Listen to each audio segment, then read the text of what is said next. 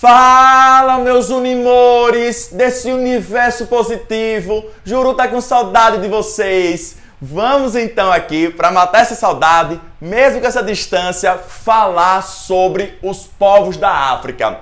Esse capítulo é o capítulo da frente B, é justamente o último capítulo do livro 1.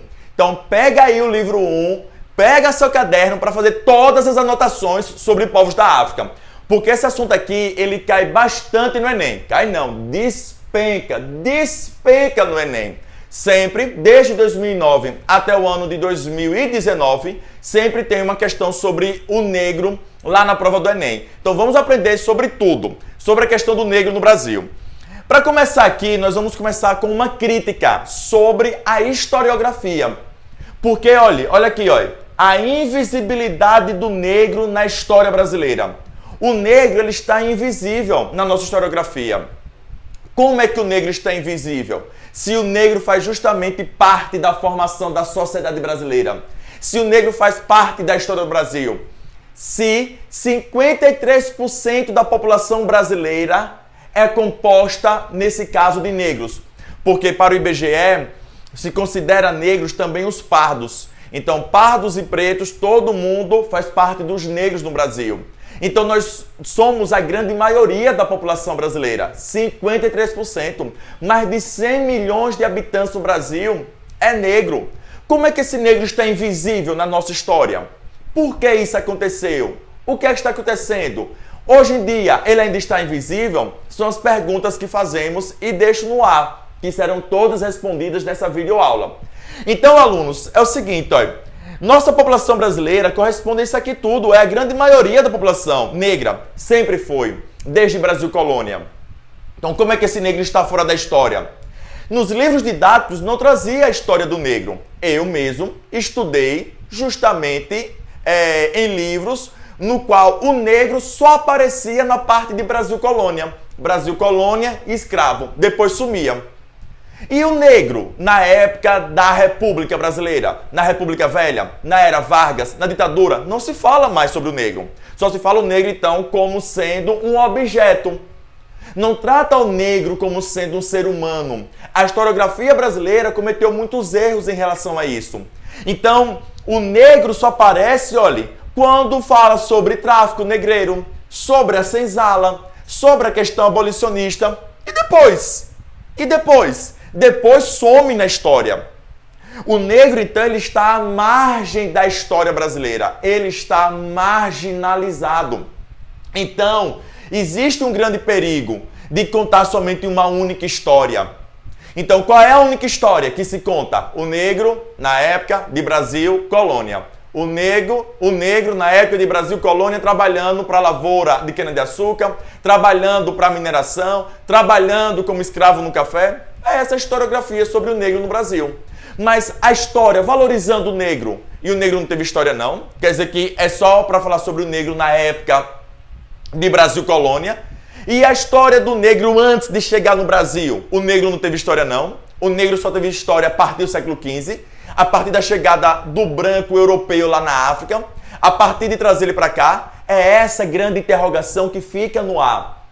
E alunos, o Enem, ele pede muito isso. O Enem está pedindo muito essa questão de valorizar. Aliás, quando cai uma questão sobre o negro na prova do Enem, cai sempre ou criticando, dessa forma que eu fiz agora, dessa forma que está nos slides, ou então, pessoal, critica e valoriza.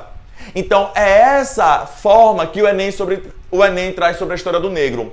Então, não se preocupe, porque só numa aula como essa, você vai conseguir ter domínio e conseguir acertar as questões, tanto do seu material do Bernoulli, quanto lá no Enem, quando chegar a hora para valer mesmo. Então, a grande pergunta é essa, por que negamos quem somos? Por que não aparece a história do negro no livro didático? Por que nós, quando éramos pequenos, no livro lá do 4º ano, do 5º ano, não aparecia a história do negro sendo valorizada? Então, realmente está sumida. Mas isso vai mudar. Como é que isso vai mudar? Repare só, alunos. Isso vai mudar a partir do momento que vai ser criado uma lei. Essa lei daqui, 10.639/03. Essa lei foi feita na época do governo de Lula, no qual essa lei, ela diz o seguinte: é uma lei que obriga, vou repetir, aluno, obriga o ensino de história e cultura afro-brasileira em todo o ensino básico. O que eu quero dizer com o ensino básico? Tanto na escola particular, quanto na escola pública, quanto, nesse caso, até o terceiro ano, é obrigado as escolas trazerem a história da África e da cultura afro-brasileira. Obrigatório. Então, essa lei daqui, 10.639, só no Enem já caíram 3 questões, só sobre essa lei. Jurubeba, eu tenho que gravar essa lei? Não, não precisa, porque todas as questões que o Enem trouxe, o número da lei já estava lá no texto base. O que você tem que saber o que é que quer dizer essa lei. E qual o objetivo dela? O objetivo dessa lei é justamente nós termos o conhecimento da história da África para, a partir daí, valorizar o negro no Brasil. Para, a partir daí, diminuir o preconceito racial, a discriminação. Veja, aluno, preconceito é só a parte do conceito mesmo. Antes, conceito. A discriminação, não já está falando aí, discriminação, ação, é quando você age. Então, são duas coisas que parecem que são iguais, né? Mas não são. O preconceito é só como se fosse na teoria. E a discriminação é quando essa pessoa preconceituosa contra a questão do negro vai lá e faz alguma ação. Ela é preconceituosa, tá calada. Mas a partir do momento que ela chega em um negro e diz, você é um ser inferior, por exemplo, aí ela já está fazendo a ação. Então, discriminação. Então, essa lei, ela veio para isso. Essa lei, ela veio para corrigir. Agora é o seguinte, olha. Jurubebinha aqui, errou. E vou lhe consertar para você não errar. Eu disse bem assim, e então a história do negro vai ser inserida, vai ser valorizada a partir da lei 10.639. Só que é muito pesado dizer que foi a partir dessa lei que começou-se a valorizar, a falar sobre a história do negro no Brasil. Não. Existe um movimento do negro há muito tempo, desde a época de Brasil Colônia, Brasil Império, um movimento negro no Brasil lutando por esse reconhecimento, lutando por essa valorização, resistindo para que a história do negro chegue ao conhecimento de todos, para que a história do negro seja valorizada. É esse o objetivo dessa lei. Belezinha, galerinha? Vamos lá, continuando. Repare só. O Brasil, olha que dado. O Brasil foi o destino da maior diáspora do povo africano. Ou seja, saíram da África mais de 11 milhões de negros para serem escravizados, principalmente na América. Principalmente na América. Desses 11 milhões, 4 milhões vieram para o Brasil para trabalhar nas variadas atividades econômicas, como a cana-de-açúcar, a nota, como o ouro e como o café. Então, esse negro no Brasil, ele vai estar trabalhando nas diversas áreas. Esses são os 3 principais ciclos econômicos.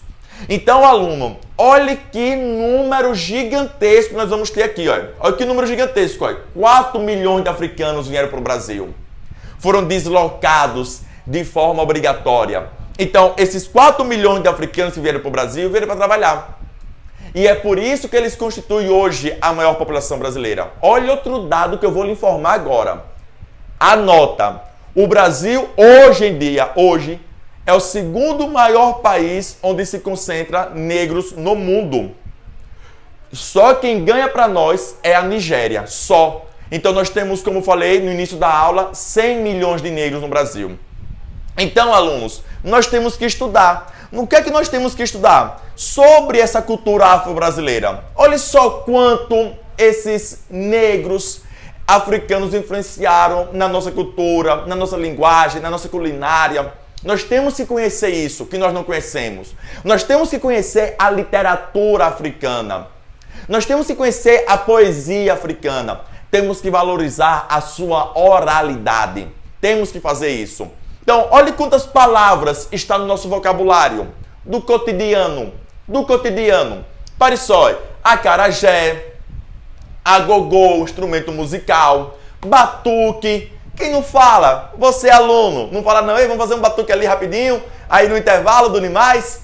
Aqui, ó, banguela, berimbau, búzio, que é uma concha, candomblé, uma das religiões que mais cresce hoje no Brasil, religião de matriz africana, tem a Umbanda também, dendê, dengo, olha essa palavra, para quem tem aí namorado, vem aqui fazer um denguinho em mim, hein? Diga aí, essas palavras estão no nosso cotidiano e nós não conhecemos, nós não sabemos de onde veio. Veio da África, veio de justamente esses 4 milhões de africanos que vieram para o Brasil. Então, aluno, repare só, nós vamos agora, a partir de agora, fazer uma viagem nessa cultura afro-brasileira. Olha aqui, ó, esse bloco. Na Bahia, principalmente Bahia, Pernambuco, Minas Gerais, Rio de Janeiro, onde eram os centros econômicos, nós vamos ver isso mais escancarado, a cultura afro-brasileira. Esse bloco daqui, ó, é o bloco mais antigo, bloco carnavalesco mais antigo do Carnaval de Salvador. Então, olha, esse bloco eu acho mais interessante que todo ano eles escolhem uma temática para poder sair desfilando. Então, às vezes eles escolhem, vamos falar sobre a cultura iorubá. Eles têm, inclusive, uma meta. Todo ano eles colocam para mostrar na avenida, né, a história de algum povo africano, ou dos Yorubá, ou dos Bantus, ou dos Malês, por exemplo. Então, é o maior legal. Aqui foi o seguinte, olha, esse bloco Ilê Aie, primeiro bloco afro da Bahia, irá celebrar religiões de matriz africana. Foi esse o tema que eles escolheram, olha, essa temática, no ano de 2017. Então, alunos, olha essas imagens, como é lindo. Porque a gente só traz o negro sendo inferiorizado, o negro sendo chicoteado, o negro sendo humilhado dentro dos livros didáticos. Mas olha como é lindo. E é isso que o Enem está cobrando, a valorização dessa história do negro. Vamos lá. Então, olha, aqui eu vou trazer para vocês, como o Bernoulli trouxe, pode olhar no seu Bernoulli, é a primeira página, várias características gerais da história da África, do continente africano. Olha que números interessantes para nós trazermos aqui, olha. Área de 30 milhões de quilômetros quadrados. O continente africano ele é o segundo maior do mundo, só perde para o continente asiático. Destes, quase 9 milhões correspondem ao deserto do Saara. O deserto do Saara é gigantesco, é maior do que todo o Brasil, inclusive. O Brasil, alunos, para vocês terem noção, possui 8,5 milhões de quilômetros quadrados. O deserto do Saara, 9 milhões. A África é formada por 54 países, porque eu quero também que você já tire isso, esse estigma, esse preconceito, que todo mundo a gente fala bem assim, olha, lá na África, aí parece que a África é um povo só. Mas não, a África é dividida em 54 países e centenas de etnias africanas. Então nós não podemos generalizar tudo e colocar África. Não podemos. Você já tem que começar também a ter essa noção, aluno. A população gira em torno de 950 milhões de habitantes, né? Aqui chega um número gigantesco. É o segundo continente mais populoso do mundo. Só perde aqui, nesse caso, para o continente da Ásia. E olha os grupos étnicos. Mais de 3 mil grupos étnicos espalhados pela África. Então nós não podemos generalizar esse povo africano. Temos que respeitar as suas diferenças culturais, étnicas, linguísticas. Temos que estar respeitando e não colocar tudo dentro de um balaio de gato e dizer África. Não podemos fazer isso. Vamos lá. É o seguinte, olha. Aqui são os povos africanos que nós vamos estudar. Então, perceba que o continente africano, aqui através dessas cores, para tornar mais didático para você, aluno, perceba que existem diversas etnias, olha. Gana, Mali, Songhai, Yorubá. Então, são diversas etnias aqui que nós possuímos. Só que nós estudamos aqui, vamos estudar aqui somente 3 povos africanos, que são os mesmos que o Bernoulli traz. E que eu queria trazer uma curiosidade. Esses 3 povos africanos que nós vamos estudar, Gana, Mali e Songhai, são justamente esses 3 povos que o diretor do filme Pantera Negra, o primeiro filme da indústria cinemática da Marvel, a possuir, a inserir um negro como herói, como super-herói. Esse diretor, então, ele fez um estudo sobre esses 3 povos, Gana, o povo de Gana, o povo de Mali, o povo de Songhai, teve também o povo do Congo também, e ele fez um estudo e fez aquele belíssimo filme, que quando lançou em 2018 foi recorde de bilheteria. Então, alunos, nós vamos ter aqui dois principais grupos, os bantus e os sudaneses. Os sudaneses aqui estão, olha, de verde os sudaneses, olha, de verde os sudaneses. E aqui os bantus estão, ó, de laranja. Os bantus estão de laranja. Aluno, é o seguinte, essa forma que a historiografia trouxe, ela é errada. Porque, por exemplo, aqui os sudaneses, eles possuem aqui só os sudaneses, mas de 400 etnias. Como eu disse há pouco tempo atrás, nós temos que respeitar cada diferença étnica. Só que aí a gente coloca tudo dentro de um balaio de gato. Então, os bantus sudaneses, pronto, vamos estudar somente esses. Agora a pergunta é, por que nós estudamos somente os bantus sudaneses? É porque, alunos, foram esses povos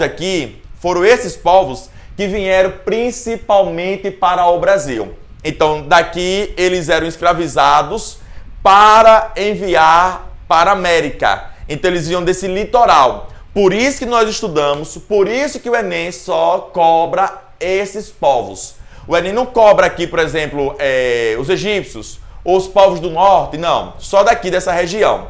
Esses povos estão localizados abaixo do deserto do Saara.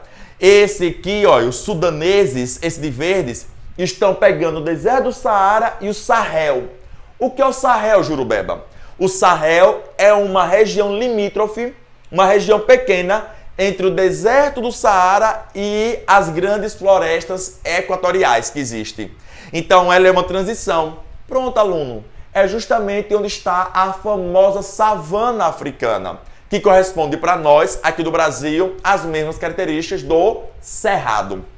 Então, vamos lá. Vamos aprofundar aqui, ó. Aqui é mais um mapa, só para consolidar. Aqui é justamente a região dos povos que nós vamos estar estudando, ó. É justamente aqui essa região. Vamos lá? Vamos lá? Pegar as características de cada povo. Vamos estudar quais povos? Lembrem? Gana, Mali e Songhai. Vamos lá. Gana primeiro. Olhe, Gana. Olha essa população. É isso que nós queremos trazer para vocês, alunos. Mostrar povos que existiam antes da chegada do branco europeu. Povos que tinham uma riqueza cultural. Povos que tinham história econômica, história política, história social. E por que tudo isso é negado? Né? Então, somente a partir da lei é que foi obrigado. Então, repare só, Gana existiu até antes de Cristo, 830 anos, ou seja, século 9 antes de Cristo, até aqui século 13. Gana aqui, por exemplo, é um povo que está nessa região daqui, ó, na costa litorânea africana, esse povo de Gana. Esse povo de Gana não é onde está hoje o país Gana, não é. Hoje, onde estava Gana, corresponde justamente à Mauritânia e à Mali Ocidental. Então, não é exatamente onde está o país Gana. Aliás, percebam que aqui, ó, colocamos bem assim, ó, uma região. Porque não existe assim como é na Europa, como era na Europa, fronteiras perfeitamente delimitadas. Não era. Era uma região onde aqueles povos moravam e que lá dentro existia diversas etnias. Pois bem, vamos passando aqui. Economia de Gana. Lembrou de Gana, lembre-se de ouro. Ouro. Lembrou de Gana, lembra de ouro. Então, alunos, Gana aqui vai ter uma riqueza mineral gigantesca, que era o ouro. Inclusive, é chamado de a Costa de Ouro. Olha o apelido desse povo. A Costa do Ouro. Era assim conhecido Gana. Então, possuíam grandes jazidas de ouro. Aliás, até hoje, alunos, olha, até hoje, Gana ainda se destaca na produção desse mineral. Então, esse mineral que tem uma riqueza gigantesca, mas lembre-se que daqui são explorados, mas toda a riqueza fica para quem vai lá, pega esse ouro e transforma na corrente, que são o quê? Os países, as grandes potências mundiais, os grandes impérios até hoje, continuam explorando e Gana continua pobre. Então, olha, nessa época, Gana controlava a rota das caravanas pelo deserto do Saara e pelo Sahel. Então, eles controlavam. Só que eu queria trazer um destaque para vocês. Além do ouro, Gana vai se destacar também, ó, pela produção de sal. A produção de sal. Como assim, Jurubeba? Sal? Isso, aluno, sal. Lembre que onde era deserto, antigamente, em outras eras geológicas, eram, nesse caso, oceanos. E lembre que Gana está em um deserto. Então, onde Gana está deserto, era justamente em outra era antiquíssima, possuía um oceano. E no oceano tem o quê? No oceano tem sal, muito sal. Então, os povos de Gana cavavam e nessas cavações encontravam sal. Um produto que era muito valorizado naquela época. Aliás, não sei se você sabia, aluno, curiosidade, se ligue nessa, óleo de cana do papito. Óleo de cana do papito, o nome hoje em dia é justamente chamado de salário por causa disso, sal. Naquela época eles utilizavam sal para fazer troca por outras mercadorias, usava-se sal para fazer troca por alimentos. E hoje, interessante, né? Sal é um dos produtos mais baratos que nós temos dentro de um supermercado. Interessante, né? Pois bem, então, olha, Gana aqui, por exemplo, vai se destacar pelo ouro e pelo sal. Bom, passando, alunos, nós vamos ver aqui a organização social. Olha, alunos, eu não coloquei em outros povos não isso, beleza? Não precisei colocar não. Mas aprenda logo sobre essa pirâmide de Gana, que vai ser a mesma pirâmide para os outros povos, para o povo de Mali e o de Songhai. Sempre no topo os nobres, embaixo dos nobres os homens livres, geralmente inclusive pessoas que trabalhavam para o rei, para o imperador. Aqui os servos, que geralmente trabalhavam no campo, e os escravos. É isso mesmo. Aprenda já desde então. Lá nas sociedades africanas já existiam escravos. Já se escravizava naquela época. Já tinha escravo. Não foi o branco europeu que começou a escravizar na época das grandes navegações. Não foi o branco europeu. Já existia. Mas qual a diferença, Jurubeba, desse escravo aqui, lá do século II, século V, século X na África, e os escravos que foram feitos no Brasil? Aqui a escravidão era de acordo com guerras tribais. Eles se organizavam em várias tribos. Os índios no Brasil se organizavam em tribos. Não tem nada demais. Então, eles faziam guerras e a tribo perdedora era escravizada. Ou então esses escravos eram relacionados à dívida. Então, essa era a forma de escravidão. Era uma questão, assim, cultural. A partir do momento que chega o branco europeu, vai haver uma comercialização. Vai ter uma conotação econômica para essa questão escravista. Então, a partir de agora, vai haver um lucro sobre o comércio desses negros escravos, coisa que antigamente não existia entre esses povos africanos. Então, a partir de agora, esse branco vai chegar e vai querer trocar seres humanos por cachaça, por fumo, por armas de fogo.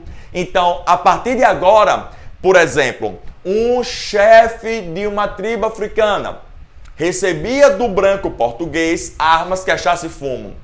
Esse chefe, empoderado com armas de fogo, ia até o interior do continente africano fazer guerras agora de propósito.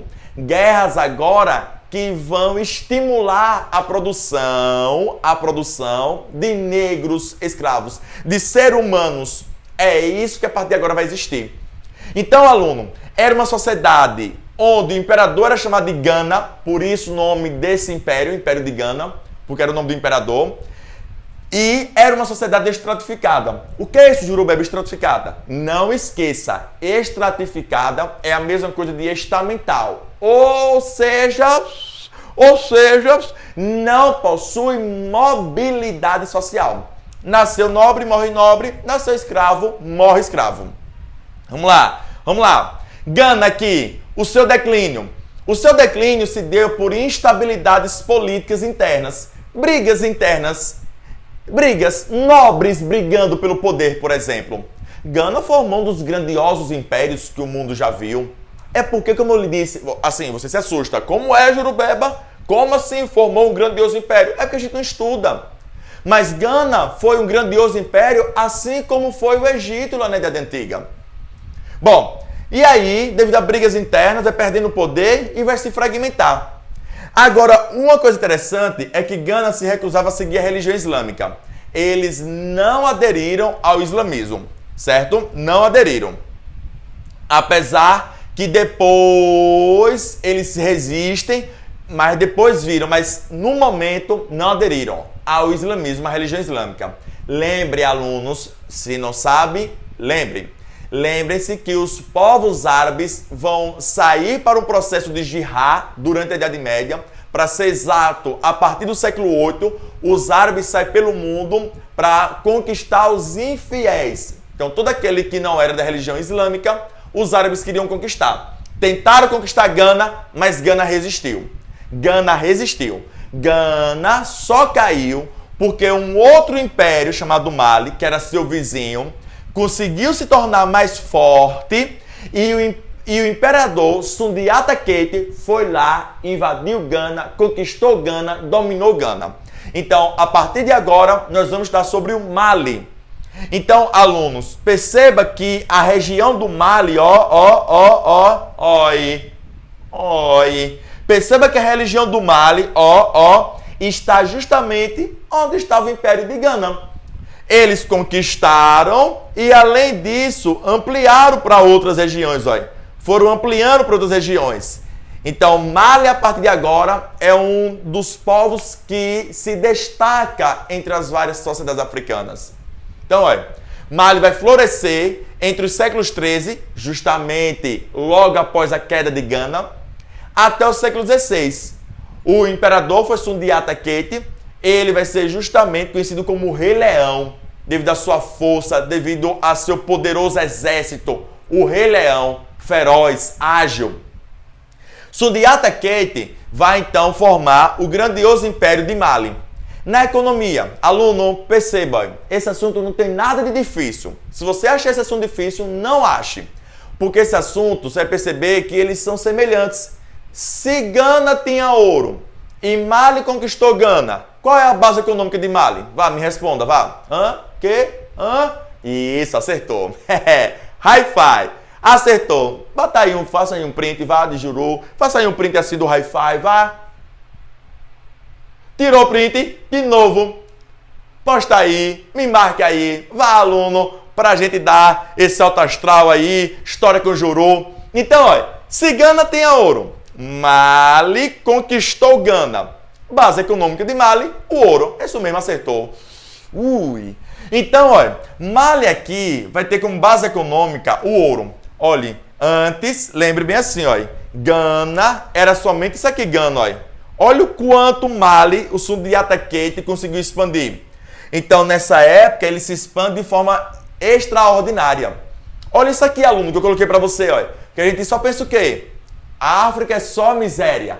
A África é pobre. Olha isso aqui, O Rei Leão, embora o Rei Leão tenha sido um governante impressionante, o império prosperou sob o governo de Mansa Musa, que detém o título de homem mais rico da história. É, isso mesmo. Da história, papitos. Perceba, então, que a televisão só traz o quê? A televisão só traz a miséria sobre a África, pobreza sobre a África, animais exóticos. Aquele filme Ace Ventura. É o quê? Só mostrando animais. Então, aluno, a África tem sim história. Olha isso aqui, vou repetir. O Mansa Musa possui o título de homem mais rico da história. Sua fortuna chegou a 400 bilhões de reais. Dizia que seu trono era todo feito de ouro. A base era feita de ouro. Inacreditável isso. História africana que você não sabia. Bom, vamos passando. Cultura. Na cultura aqui, nós vamos fazer um destaque para uma cidade chamada Tombuctu. Essa cidade Tombuctu, já caiu o neném, viu, papito? Já caiu o neném, viu? Sobre a cidade aqui, E qual a demora de cair de novo? Nenhuma. É mais fácil nem colocar uma questão que sempre vem caindo do que a unificação italiana e alemã que nunca caíram no Enem, por exemplo. Então, a cidade de Tombuctu foi uma das mais ricas e importantes. Ela não era somente rica na parte da economia, ela também tinha uma riqueza cultural. O Mali, o Império de Mali, ele foi conquistado pelos islâmicos. Os islâmicos chegaram na região, chegaram de boa, na lagoa. E quando eles chegaram na região, eles disseram bem assim: Ei, imperador Sundiata Keita, esses seus deuses daí, você tem uma religião politeísta, não são de nada. Acredita em meu Deus, Alá. Ele é o Deus do impossível, é o melhor Deus, entre outros não há. E aí Sundiata Keita vai lá e adere à religião do islamismo e se converte ao islamismo. Sundiata Keita chega aí até com uma comitiva de umas 15 mil pessoas até o Império Islâmico, até a sede. Ele se impressiona, ele quer inclusive comprar tudo que tem lá. Chega até a ser uma crise econômica, porque tudo superinflacionou. Então, era um império riquíssimo. E aí, aluno, o que é que vai existir? Os islâmicos, a religião islâmica vai estar sendo misturada com a religião africana, trazendo uma riqueza cultural para o Império de Mali. Então, olha, lá em Tombuctu vai ter universidade. Você já imaginou ter universidade? Não, né? Você só pensa que teve universidade na Europa, que só surgiu na Europa. Então, olha, vai ter universidade, um dos maiores centros de cultura muçulmana da época. Na época chegava a reunir 25 mil estudantes aqui nessa cidade de Tombuctu. Foram construídas mesquitas, escolas, uma biblioteca que guardava manuscritos que abrangiam todas as áreas do conhecimento do mundo. Diga aí, vá. Me conte, aluno, se você sabia disso, sobre o povo africano. Tá vendo que tem muita coisa para contar? E olha que aqui está reduzido. Aqui eu só estou lhe trazendo coisa para você resolver as questões do Enem. Mas já é de uma grande riqueza de conhecimento. Vamos passando. Então, Tombuctu já caiu uma questão do Enem, viu? Sobre essa cidade aí, ó. Essa importância não só na economia, mas também na cultura. Além disso, eu vou trazer mais informações. Tombuctu, além de ser rica, era tão bela que era considerada a Paris do mundo medieval. A Paris do mundo medieval. Olha que cidade rica. Religião, como disse, eles se converteram ao islamismo. Então vai ter construção de grandes mesquitas. Mesquitas para nós da religião cristã é a igreja, é o local sagrado. Universidades, bibliotecas, uma população étnica diversificada. Então tem muita coisa aqui que foi enriquecida devido à chegada da religião islâmica. E lá não vai ter perseguição não, viu? Lá vai todo mundo se dar bem de boa na lagoa. Muçulmanos, cristãos, judeus, todo mundo de boa. Só que Mali, como todos os impérios do mundo, como todos os impérios, como Roma caiu, como Grécia caiu, como Portugal caiu, Mali também vai cair. Então, no final do século XIV, disputas internas, nobres, disputando internamente o trono, vai levar a uma fragmentação, vai levar a uma fragilização. E aí, nesse caso, Mali também vai entrar em decadência. Olhe hoje, olha. As cidades de Tombuctu e de Djenné são um dos dois maiores centros econômicos. Então, hoje em dia essas duas cidades consideradas pela Unesco como sendo patrimônio mundial da humanidade, devido à importância que teve na história. Hoje, infelizmente, o Mali é entre os 25 países mais pobres do mundo. Já foi um grandioso império, já dominou. Hoje está como sendo um dos piores países, inclusive, para sobreviver. Depois de Mali, nós temos Songhai. Então, olha, primeiro Gana, aí Mali conquista Gana e Songhai conquista Mali. Então, aluno, se Songhai conquistou Mali, Songhai vai pegar todo o território onde era Mali antigamente. Então, olha, foi um dos maiores impérios islâmicos na história. Então, aluno, esse povo vai existir e lembre que os árabes vão chegar para dominar povos na Ásia, povos na Europa e povos na África. Então, o povo de Songhai foi um dos povos que os árabes conseguiram conquistar. E aí vai ser também o Império Islâmico. Então, olha, Songhai, seu nome vinha do seu principal grupo étnico, os Songhai. Eles haviam formado uma província desde o século XI e foi crescendo até chegar ao século XV e tornar um grandioso império também. Bom, Songhai aqui, o que nós temos para destacar? Na economia, foi um dos maiores impérios que o mundo já viu. né? Então durou 800 anos. Songhai foi um império tão grandioso como foi Roma, como foi Grécia, como foi Egito, como foi Mesopotâmia. E aqui eles se destacam nisso aqui, ó. Ferramentas, artefatos religiosos, minas de ouro. Independentes formavam a base econômica do império. Ouro também, não se esqueça. Se Gana era ouro e Mali conquista Gana, Mali vai ter como base econômica o ouro. Se Songhai conquista Mali, base econômica de Songhai, ouro também. Bom, só que também entra em declínio, forma um grandioso império, mas também por disputas internas, né, vai levar à sua queda. Então, aluno, é isso que você tem que saber principalmente desses três povos. Você tem que ler o Bernoulli e nós vamos estar enviando esse material para vocês, esses slides, não se preocupem. Aqui eu queria trazer um destaque, porque já caiu também no Enem, os griots. O forte da história africana é a sua oralidade. Mas não quer dizer, aluno, que por causa disso, porque os africanos dominavam a oralidade e os brancos europeus a escrita, o branco europeu era maior, era melhor, mais rico culturalmente, era superior. Não! É porque a oralidade para os africanos era até uma questão sagrada. A palavra era sagrada.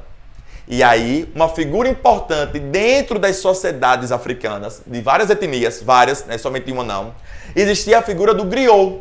Então, quem era esse griot? Era um contador de história.